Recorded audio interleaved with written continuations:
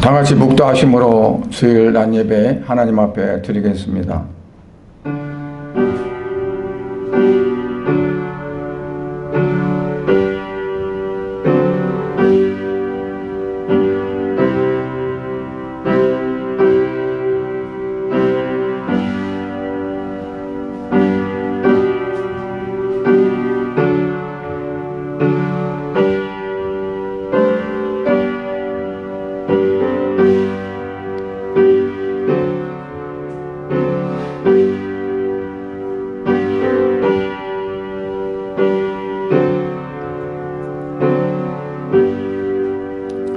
여호와의 율법은 완전하여 영혼을 소성시키며 여호와의 증거는 확실하여 우둔한 자를 지혜롭게 하며 여호와의 교훈은 정직하여 마음을 기쁘게 하고 여호와의 계명은 순결하여 눈을 밝게 하시도다.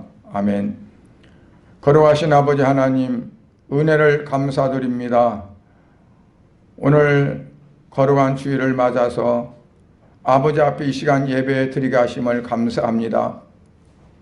온 세계가 코로나19로 인해서 공포 가운데 있고 우리 한국도 다시금 코로나19가 대유행 초짐을 보여서 이제 방역 조치가 더욱더 강화된 가운데 온라인으로 예배를 드릴 수밖에 없는 그러한 환경이 되어져서 이 시간은 이처럼 이제 온 성도들이 각 처소에서 영상을 통해 예배 드릴 수밖에 없음을 하나님 아시옵고, 또한 어서속히 이 모든 것들이 이제 종식되어져서 종전대로 온전한 예배 되어질 수 있도록 은혜 베풀어 주시옵소서.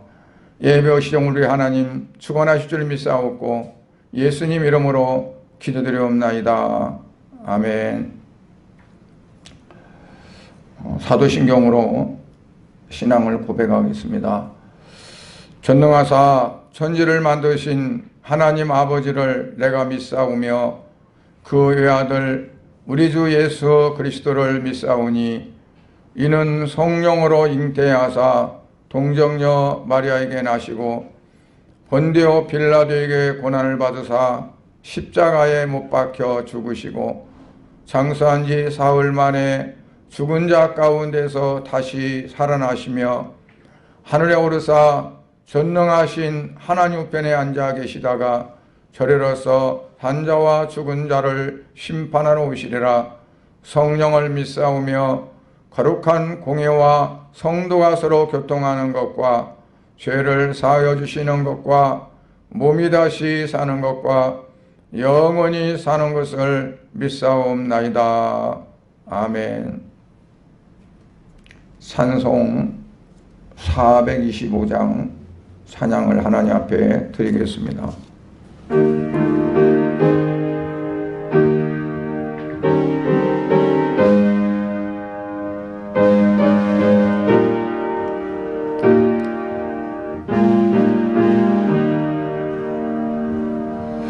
주님의 뜻을 이루소서. 고요한 중에 기다리니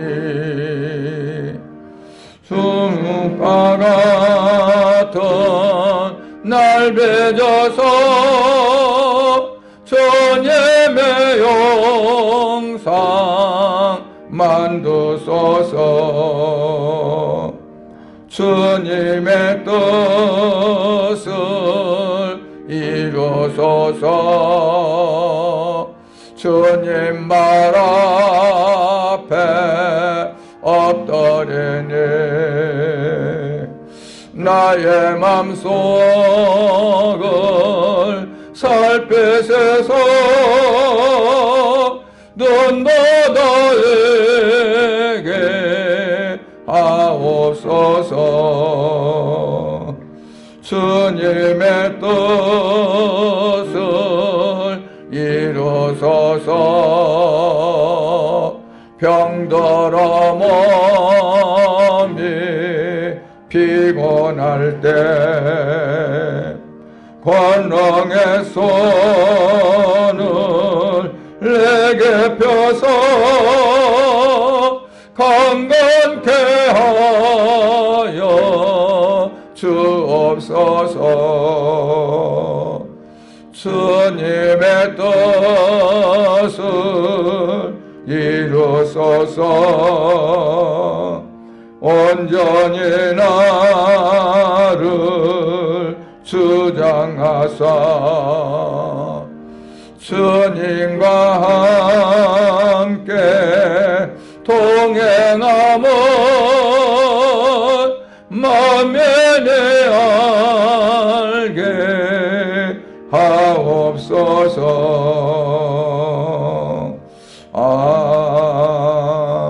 아멘.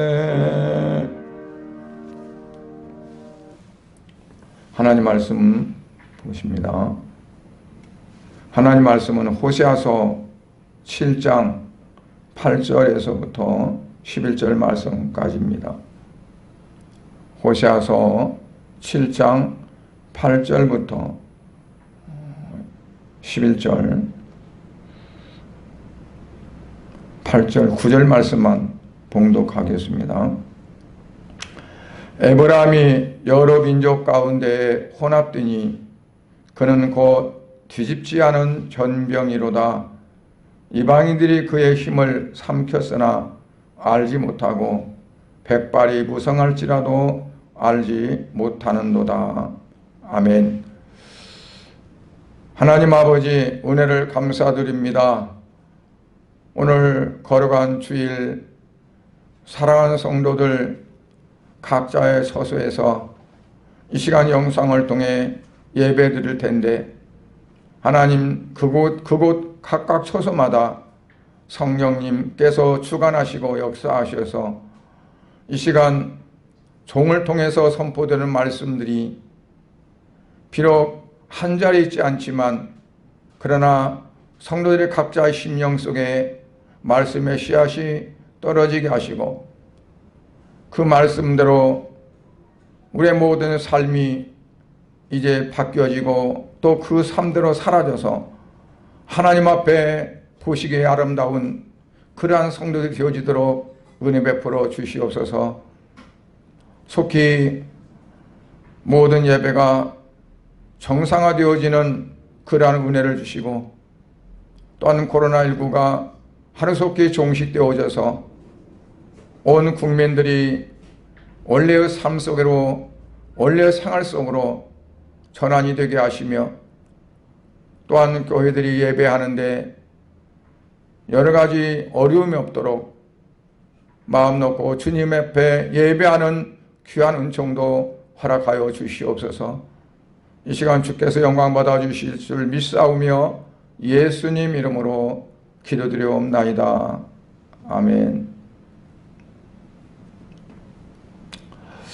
유다 왕 솔로몬의 부패로 인해서 이스라엘이 남과 북으로 분단되었습니다. 남쪽은 유다, 북쪽은 이스라엘로 이렇게 분단이 됐는데, 호세아가 선지자였던 그 시대에는 정치적으로나 경제적으로나 비교적 안정된 그러한 시대였습니다. 그러다 보니까 이스라엘 백성들이 교만해졌습니다. 교만했다는 말은 하나님 말씀에 순종하지 않고 하나님의 뜻을 떠나서 자기들이 각자의 옳은 생각, 옳은 속인대로 살아갔다는 그런 말씀입니다. 그들은 하나님을 무시하게 됐고 이방인과 똑같은 삶을 살게 되었습니다. 오늘 8절에 보면 여러 민족 가운데 혼합됐다 그랬습니다. 에브라임이 그랬다 그랬는데, 에브라임은 이스라엘을 대표하는 그러한 지파가 됐고, 에브라임이라고 말하는 건 이스라엘 전체를 의미하는 그런 말입니다. 혼합됐다는 말은 섞였다는 겁니다. 순수하지 않고 이것저것 잡다하게 섞였다는 것을 혼합했다고 이렇게 말합니다. 하나님께서는 이스라엘 백성들이 이방인들과 혼합이 되었다고 말했고, 이방인들과 혼합된 모습이 마치 뒤집지 않은 전병과 같다고 그렇게 말씀합니다. 전병은 밀가루를 반죽해서 이제 구운 그러한 과자를 바로 전병이라고 이렇게 말합니다. 그런데 순수한 밀가루만이 아니라 다른 것들을 섞어서 반죽해서 구웠었기 때문에 먹을 수 없는 그런 게 됐다는 얘기예요.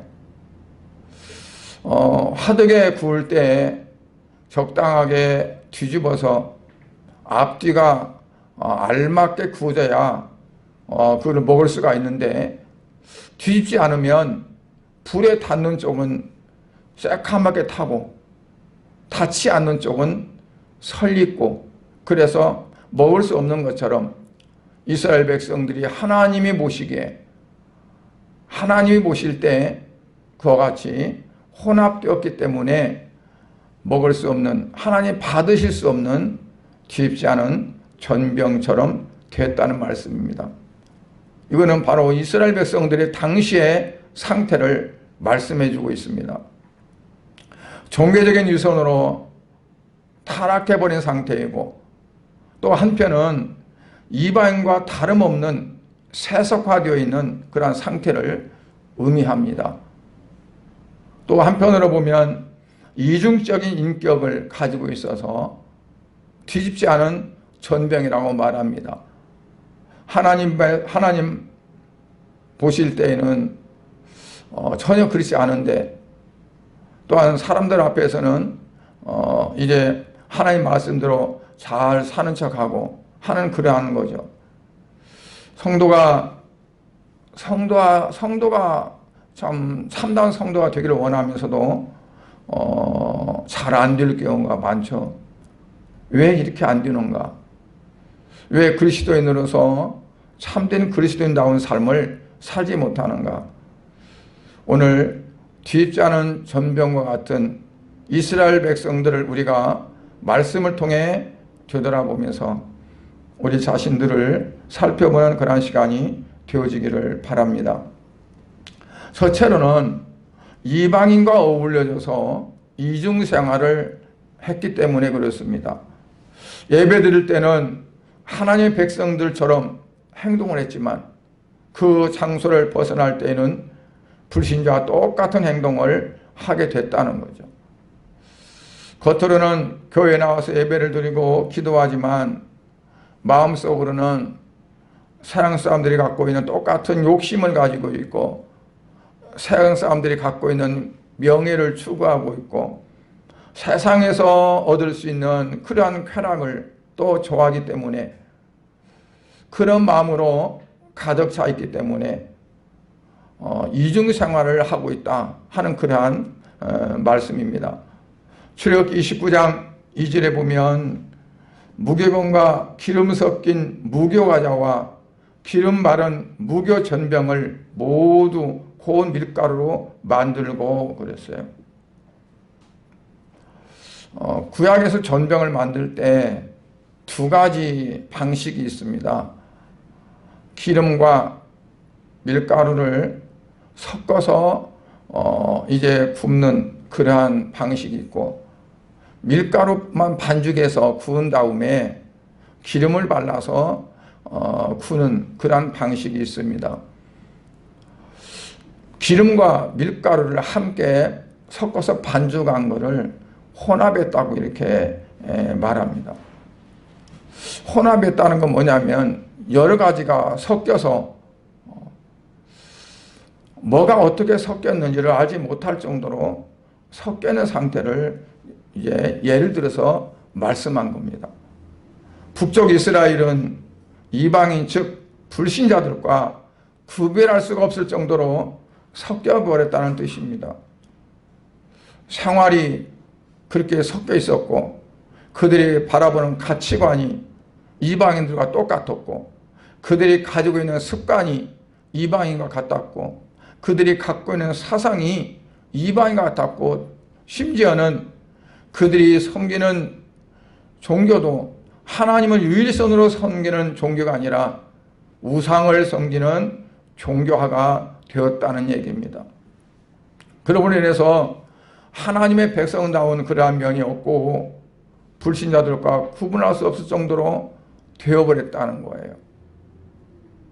웬만하면 고쳐볼 수 있고 웬만하면 좀 손봐서 쓸 수 있는데 뒤집지 않은 전병과 같다는 것은 고칠 수가 없다는 거죠. 호세아서에 우리가 이제 7장 1절을 보면 내가 이스라엘을 치료하려 할 때에 에브라임의 죄와 사마리아의 악이 드러나는도다 그랬어요. 하나님께서 이스라엘을 치료하려고 했는데 치료할 수가 없게 됐다는 얘기예요. 왜냐하면 에브라임의 죄와 사마리아의 악이 드러난다. 에브라임은 이스라엘을 말하고 있고 사마리아는 이스라엘의 수도를 말합니다. 그들은 거짓을 행하며 안으로 들어가 도둑질하고 밖으로 떼지어 노략질하며 내가 모든 악을 기억하였음을 그들의 마음에 생각하지 아니한다. 하나님께서 모든 악을 기억함에도 불구하고 그들은 그걸 생각하지 못하고 자기들 나름대로 자기들 방식대로 죄악 가운데 빠져 있다는 거예요. 그래서 어느 정도면 하나님이 고칠 수 있는 그러한 범위를 이미 넘었다는 얘기예요. 창세기 6장에 보면 하나님께서 이제 사람들이 타락했다. 그래서 육체가 됐다고 말합니다. 그 말은 뭐냐면 하나님께서 이제 그들을 고쳐서 사용할 수 있는 그 범주를 떠나서 심판을 해서 멸망시킬 수밖에 없는 그러한 상황이 되었다는 것을 말해주고 있는 겁니다. 오늘 이스라엘을 향해서도 하나님께서는 뒤집지 않은 전병과 같다는 것은 그들이 너무나 심하게 섞여지고 혼합되어져서 다시 고칠 수가 없고 그들을 심판할 수밖에 없다는 그러한 경고의 말씀을 하고 있는 겁니다.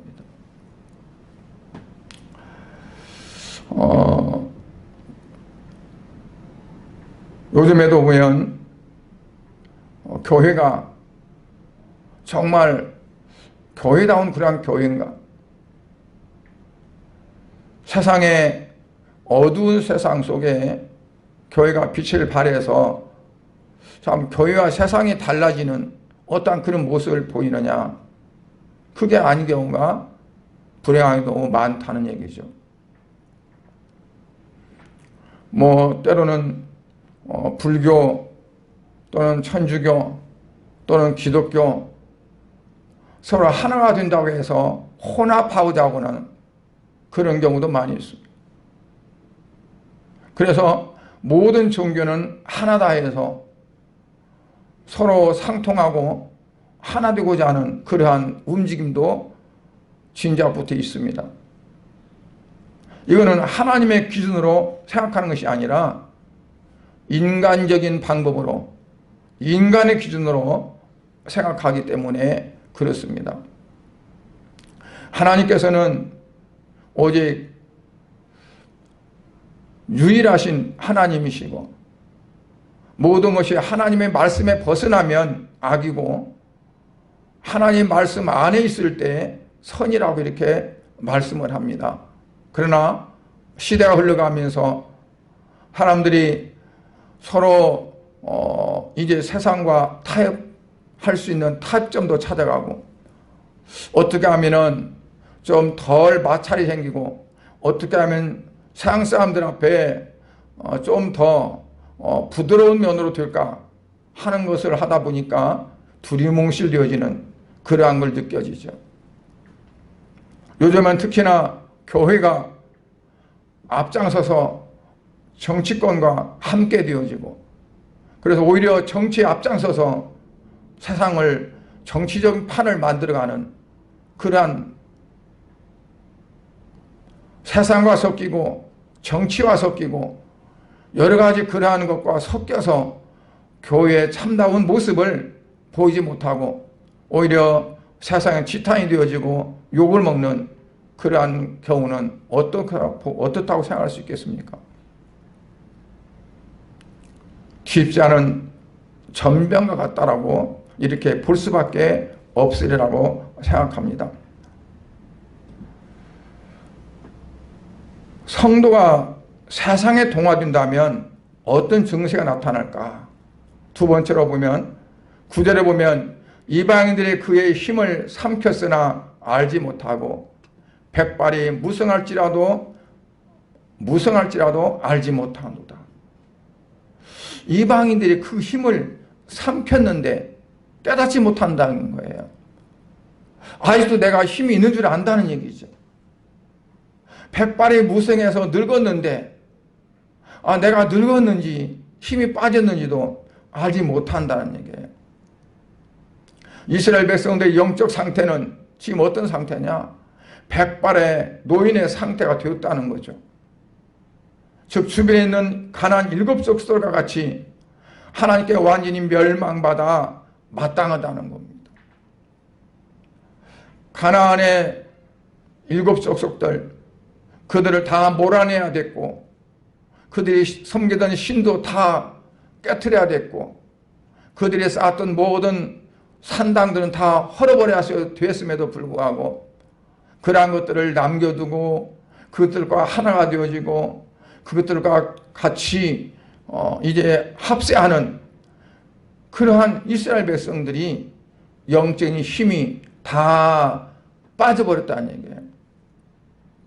이방인들이 그의 힘을 삼켰다는 건 육신적인 힘을 삼켰다는 것이 아니라 하나님을 향한 영적인 그러한 것에서부터 멀어졌다는 얘기죠.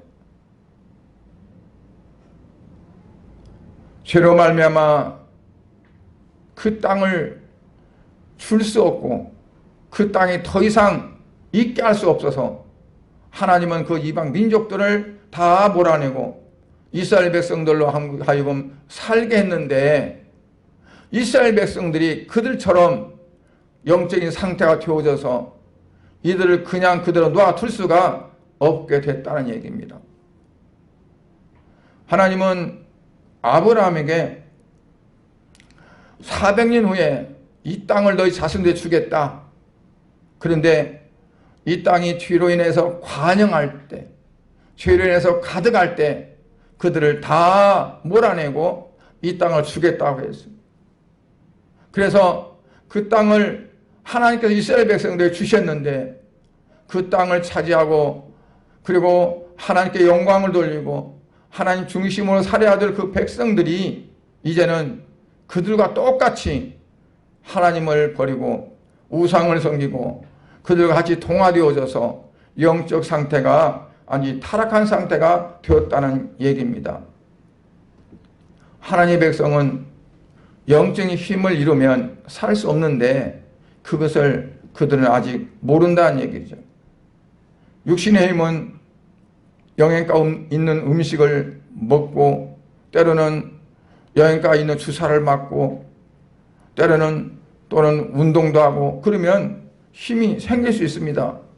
그러나 영적인 힘은 전혀 다른 곳에서 옵니다. 신명기 8장 3절 하반절에 보면 사람이 떡으로만 사는 것이 아니요 여호와 입에서 나오는 모든 말씀으로 사는 줄을 네가 알게 하려 하심이라고 말했습니다. 예수님도 40일 금식하고 마귀가 시험할 때 돌로 떡을 만들어 먹으라고 시험할 때 예수님이 말씀을 인용해서 사탄을 물리쳤던 거죠. 하나님의 말씀에 의해서 힘이 생기고 능력으로 살아가는 것인데 이스라엘은 하나님의 말씀을 잃었다는 겁니다. 오늘 본문의 이스라엘 백성들은 세상과 짝해서 영적인 힘을 잃었다고 책망을 받고 있습니다. 오늘날 우리도 마찬가지라고 봅니다. 정말 하나님 말씀과 함께 살아가고 있는가? 아니면 떡을 구하기 위해서 살고 있는가? 영적으로 백발 노인과 같이 되지는 않았는가? 아니, 영적인 힘을 다 잃었는데도 내가 힘을 잃었다고 생각지 않고 아직도 멀쩡하다고 생각하고 있는가? 다시 한번 우리를 돌아보는 시간이 되어야 될 줄 믿습니다. 예수 믿는 것은 영혼을 사는 생명입니다. 이사야서 45장 24절을 보면 공의와 힘은 여호와께만 있나니 사람들이 그에게로 나아갈 것이라 그랬어요. 공의와 힘은 여호와께만 있다. 우리가 영적인 힘을 얻어야만 오늘날 이 시대를 살아갈 수가 있고 앞으로 장차 닥칠 어떠한 그러한 시대에도 우리가 넘어지지 않고 살아갈 수 있으리라고 생각합니다. 서양 사람들의 힘의 근원은 높은 권력에 있기도 하고 많은 재력에서도 나옵니다. 하나님의 백성들은 오직 하나님 말씀을 통해서 힘을 공급받는 그러한 삶이 되어야 되기 때문에 말씀을 부지런히 먹어야 합니다. 그리고 말씀으로 얻어든 힘은 참 평안입니다. 기쁨과 소망과 행복을 얻는 그러한 삶입니다. 이것이 이 순간으로 끝나는 것이 아니라 영혼까지 이어져야 됩니다. 하나님의 백성이 세상 사람과 짝이 되어 세상에 어울리게 되면 이상한 증세가 나타나게 되는데 첫째로는 말씀에 구미가 떨어집니다. 사람이 병이 들면 음식을 먹기가 싫고 밥 냄새가 난다고 그래요. 속에서 밥이 당길 때는 밥 냄새가 이렇게 구수하고 침이 돋고 그러는데 속에서 밥이 안 받으면 밥 냄새가 그렇게 싫다고 그래요. 여러분, 말씀도 이제 영적으로 구미가 떨어지면 말라 비틀어진 빵 조각처럼 입에 씹으면 딱딱하고 목에 넘길 수 없어서 말씀은 멀리할 수밖에 없고 말씀을 들을 때 졸리고 잠이 오고 그래서 어떤 사람들은 잠이 안 옵니까? 그러면 말씀을 보세요. 금방 잠이 옵니다라고 이렇게 말을 합니다. 또 말씀을 들을 때마다 마음에 솟아오르던 기쁨이 사라지고 지루하게 느껴집니다. 하품이 나옵니다. 왜 이렇게 말씀이 길는가라고 생각하면서 안절부절하게 됩니다. 그런가 하면은 반면에 세상적인 이야기를 하면 귀가 쫑긋하고 말씀 듣다가도 세상적인 예화를 하면 귀가 번쩍하고 또는 집에서 보던 연속극 그러한 이야기는 몇 주가 지나도 머리에 생생한데 하나님 말씀은 순간적으로 다 잊어버립니다. 또한 자기 영적인 힘이 빠져나간다는 것을 인식을 하지 못합니다. 우리가 힘이 없으면 내가 왜 이렇게 힘이 없지? 어디가 아픈가? 라고 생각하는데 영적인 힘이 없으면 왜 내가 영적인 힘이 이렇게 없지? 왜 힘이 빠져나가지? 하고 생각하지 못합니다. 이렇게 되면 우리가 구원받았다는 어떠한 그러한 기쁨도 없게 되어지고 또한 우리의 어떤 삶 속에서 즐거움도 없어지고 때로는 살맛도 안 나고 또 그리고 모든 것이 귀찮게 되어지는 그러한 것들을 느끼게 되어집니다. 결국 세상의 염려와 그리고 마음의 고통 속에서 마음의 기준을 잃어버리고 정착하지 못하는 불쌍한 존재로 변하게 되어지고 맙니다. 우리가 오늘 말씀을 통해서 우리 스스로 자가진단을 해야 될 줄 압니다. 오늘 본문 9절에 보니까 이방인들이 그의 힘을 삼켰으나 알지 못하고 백발이 무성할지라도 알지 못하노다 그랬어요. 알지 못하고 하는 말은 이스라엘이 힘이 빠져가지고 그냥 무력하게 됨에도 불구하고 그 사실을 전혀 몰랐다는 겁니다. 우리가 말씀을 통해서 힘을 공급받지 못하면 영적으로 아둔하게 되어집니다. 둔하게 되어져요. 그래서 전혀 어떠한 일이 일어날지 예상도 못하게 되고 현재 어떠한 일이 일어난지도 분별하지 못하게 됩니다. 여러분, 우리가 잘 아는 삼손은 이방인 데릴라의 꼬임에 빠져가지고 자기의 힘의 근원인 머리카락이 다 잘라진데도 알지를 몰랐어요. 깊은 잠에 빠져 있었어요. 그래서 결국은 적군들의 포로가 되었어요. 우리 영적인 그러한 삶도 마찬가지로 어떤 세상적인 유혹에 빠지게 되어지면 내 영적인 힘이 다 없어진데도 불구하고 깨닫지 못하고 사탄의 포로가 되고 만다는 거죠. 그러면 어떻게 해야 하느냐? 말씀의 거울 앞에 서야 합니다. 내가 어떠한가, 내 모습이 어떠한가를 우리가 봐야 된다는 거죠. 자기의 삶을 하나님 말씀의 거울 앞에서 자기를 비춰보지 않기 때문에 깨닫지 못하고 알지 못한다는 얘기예요. 영혼의 백발을 보려면 우리가 말씀의 거울 앞에 자주 서야 합니다. 그리고 나를 봐야 합니다. 세상은 지금 혼탁해서요, 그 거울도 바르지 못한 거울을 거울이라고 볼 때가 많아요. 다른 사람을 비춰서 나는 저 사람은 좀 나아, 나는 이래, 하나님 말씀에 비춰보지 못하고 다른 사람과 비교해서 내가 좀 낫다고 생각해서 안도감을 갖고 또 그런 대로 괜찮다고 생각하는 것은 거울을 잘못 보는 거라고 볼 수 있어요.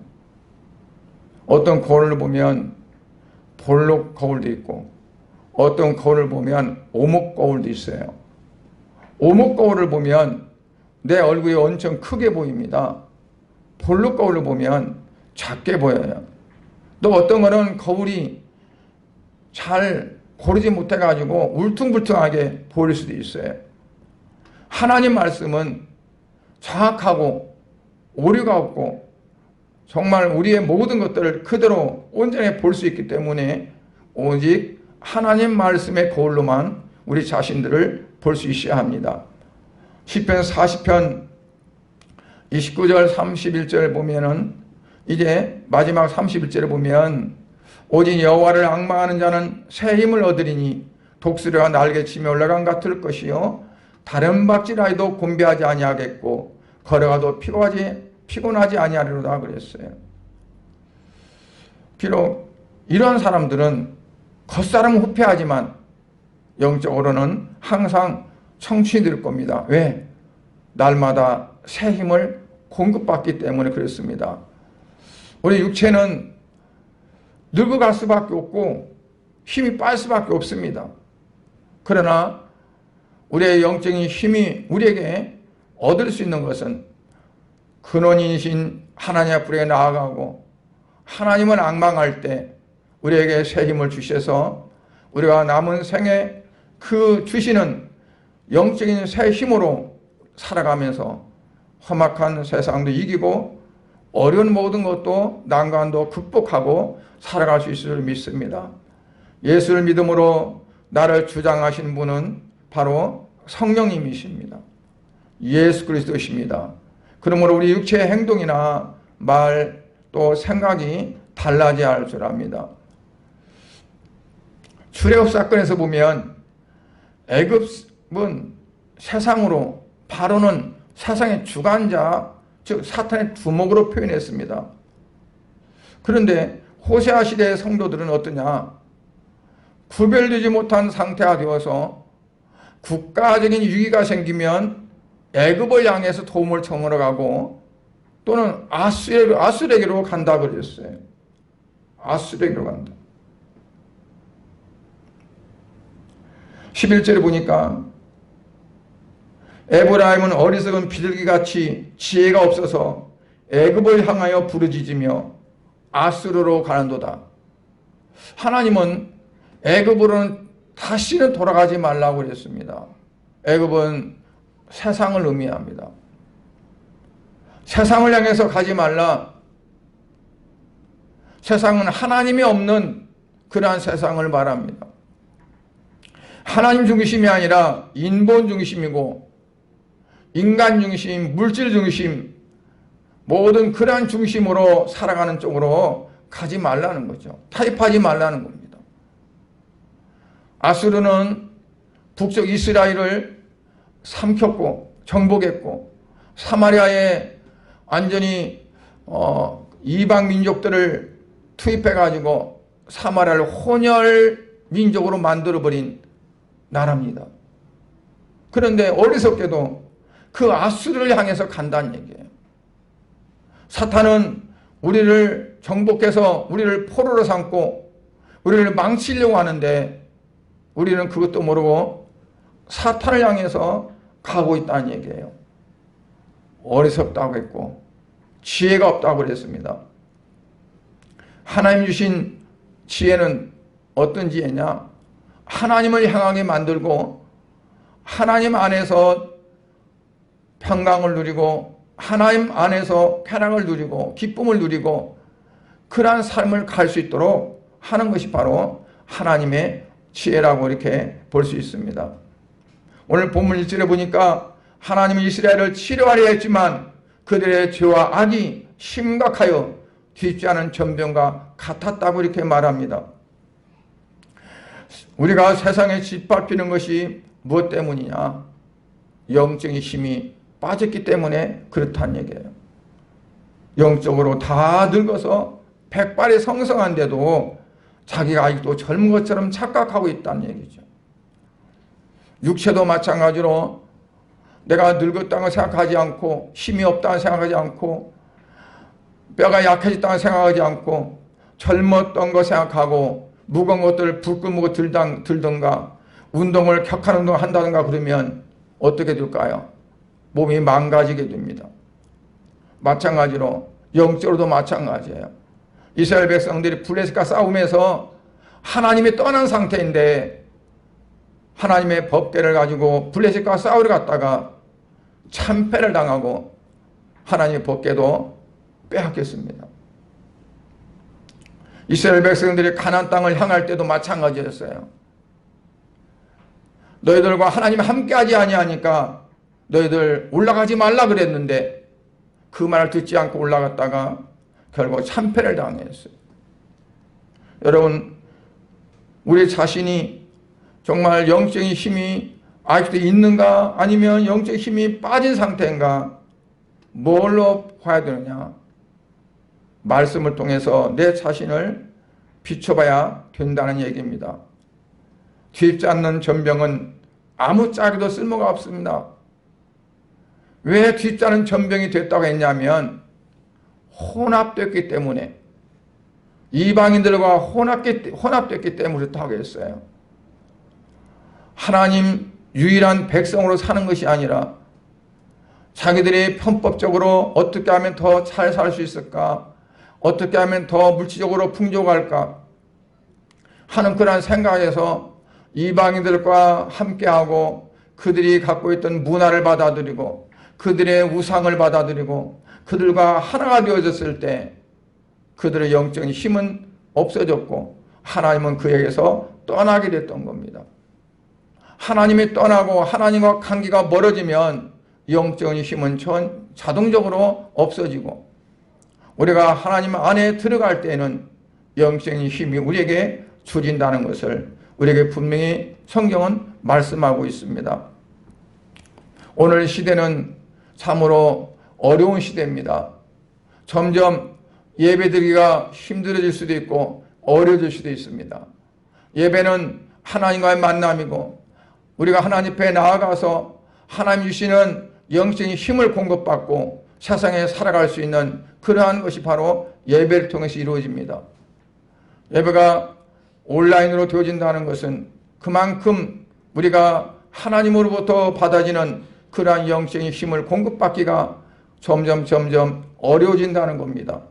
이럴 때일수록 성도들은 더 하나님 앞에 가까이 나가기 위해서 힘써야 되겠고, 좀 육신적으로 안일함과 안락에 취하고 어떠한 그러한 편의적인 그러한 삶 속에서 안주해 버린다면 우리의 신앙은 점점 낙후될 겁니다. 앞으로는 믿음이 얼마나 진실한가, 아니면 알곡이냐 쭉정이냐를 갈라질 그러한 시대가 올 겁니다. 육체적으로 편안함을 가지고, 그리고 정말 신앙으로 멀리할 것인가, 아니면 정말 신앙에 갈구하면서 주님을 향해 달려가는 그러한 삶이 될 것인가. 온라인 예배를 통해서 우리는 점점 우리가 얼만큼 더 주님을 갈망하고 그리고 하나님 중심으로 살아가는 삶이 되어지느냐를 시험하고 테스트되는 그러한 기간이 될 줄 압니다. 어떻게 보면 예배가 축소되어지고, 그리고 사상적인 삶에 나아갈 수 있는 기회가 더 많아지고 하니까 하나님을 가까이 하기를 멀리하는 사람들은 오히려 더 좋은 그러한 환경 속이라고 생각할 수도 있을 거예요. 그러나 이거는 참으로 위험합니다. 이스라엘 백성들처럼 세상과 혼합되어져서 뒤집지 않은 전병과 같이 되어져서 하나님께서 고치려고 했는데, 치료하려고 했는데 도저히 손을 대지 못하겠다. 창세기 6장에서 물로 심판했듯이 심판되어지는 그러한 일이 결코 있지 않아야 되겠고, 우리 양육계 모든 성도들은 더욱더 분발해서 하나님께 영광을 돌리는 그러한 영적인 힘으로 충만한 그러한 삶이 될 수 있기를 주의 이름으로 간절히 축복합니다. 기도하겠습니다. 하나님 아버지, 은혜를 감사드립니다. 오늘 이 시간에는 이제 뒤집지 않은 전병이라는 제목으로 말씀드렸습니다. 하나님은 그래도 아브라함의 자손이요 하나님 택한 백성이기에 그 백성들을 치료하시려고 했고 고치려고 하셨는데, 그들이 이방인과 하나가 되어져서 혼합되어져서 어떻게 손을 쓸 수 없는, 다시는 그들 어떻게 할 수 없는 뒤집지 않은 전병과 같다고 말씀했습니다. 아버지, 우리 한국교회 사랑교한 모든 성도들이 참으로 하나님 보실 때에 혼합되지 아니하고 오직 하나님 중심으로 살아가는 그러한 성도들이 되어지기 원합니다. 아버지, 그래서 이 나라 이 민족이 참으로 멸망받는 민족이 아니라 하나님이 길이 축복하시고 아버지 하면 더욱더 대대로 하나님이 역사하시는 그러한 나라가 되기 원합니다. 우리 양문교회가 아버지 사랑하는 성도들이 참으로 혼합되는 것이 아니라 세상과 구별되어지고 오직 하나님 중심으로, 말씀 중심으로 하나님 말씀을 거울로 삼아 나를 비춰가면서 내가 영적인 힘이 빠져가는지 아니면 영적인 힘이 충만해지는지를 더 알아보고 하나님이 기뻐하시는 그런 삶이 되기 위해서 힘쓰는 성도들이 다 되어지도록 은혜 베풀어 주시옵소서. 코로나19가 빨리 종식되어져서 예전처럼 아버지여 예배드리는데 이제 또한 축소되지 아니하고 마음대로 마음 놓고 주님 앞에 예배할 수 있는 그런 날이 되기 원하고, 모든 한국인 교회가 참으로 이제 사상 중심이 아니라 온전히 하나님 말씀 중심이 되어져서 아버지와 주여 주님을 기쁘게 하는, 그리고 세상에 빛이 되어지는 교회가 되어지도록 복을 내려 주시옵소서. 모든 영광을 주께 돌리며 예수 그리스도 이름으로 기도드리옵나이다. 아멘. 광고 말씀드립니다. 이제 코로나19가 이제 더 참 심각 단계는 아니지만 그래도 확진자 수가 너무나 많이 나타나고 또 전국적으로 이제 전파될 그런 가능성이 너무 많아서 이제 교회도 예배를 비대면 예배로 이렇게 전환하도록 이렇게 당국의 지시가 있고, 그래서 오늘부터 우선 온라인 예배를 이렇게 드리게 됐습니다. 양해해 주시고 그리고 부탁드릴 것은 꼭 11시에 주일날 11시에 유튜브에 올려놓을 텐데 교회 와서 예배 드린다는 그런 마음의 자세로, 그리고 하나님 앞에 온전한 예배 드린다는 마음의 자세로 예배 임해 주시기 바랍니다. 이제 온라인 예배지만 그 예배 때는 그냥 개인적인 용무 때문에 들랑달랑하지 않고 교회 와서 예배 드리는 것 같이 똑같이 마음으로 그렇게 예배에 임해 주시기를 이렇게 부탁을 드립니다. 그리고 빨리 조속히 코로나19 이 사태가 완화되어져서 정상적인 예배를 드릴 수 있도록 여러분들이 기도를 많이 해주시기를 그렇게 부탁을 드립니다. 찬송 421장 부르시고 나서 축도로 예배를 마치겠습니다.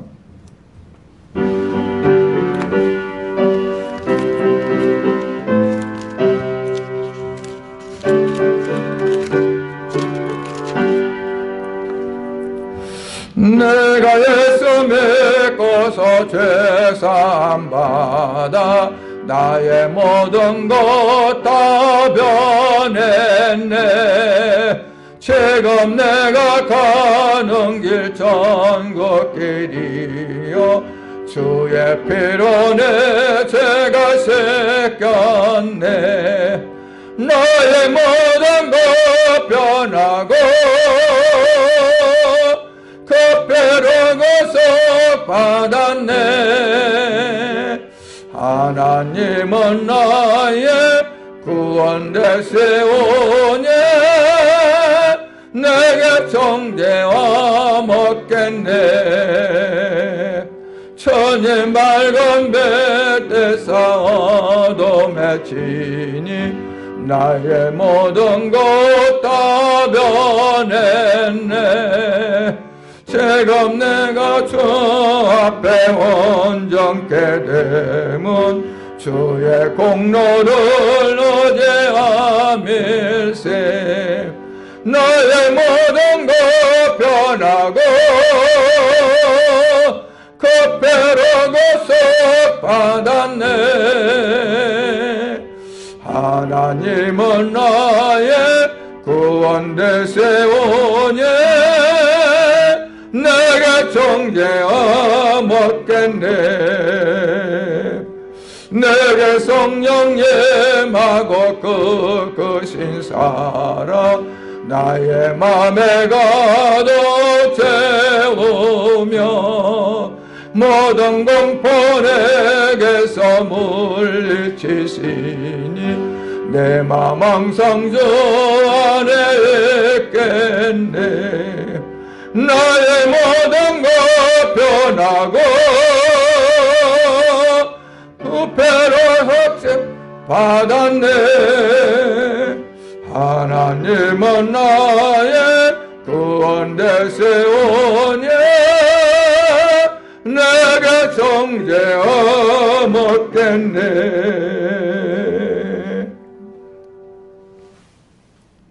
여호와는 네게 복을 주시고 너를 지키시기를 원하며 여호와는 그의 얼굴을 네게 비추사 은혜 베푸시기를 원하며 여호와는 그 얼굴을 네게로 향하여 드사 평강 주시기를 원하노라.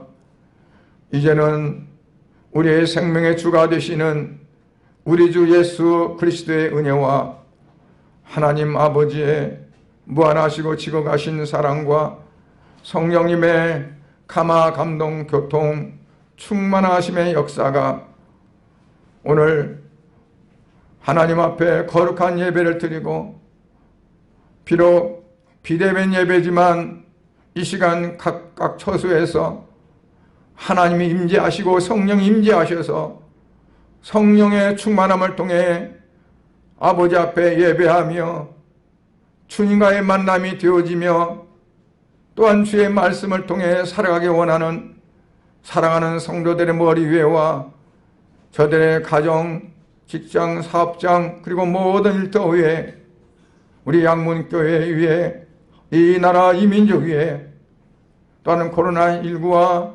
싸우는 방역진과 의료진들, 저들의 모든 그 위에 이제로부터 영원토록 함께 계실지어다. 아멘.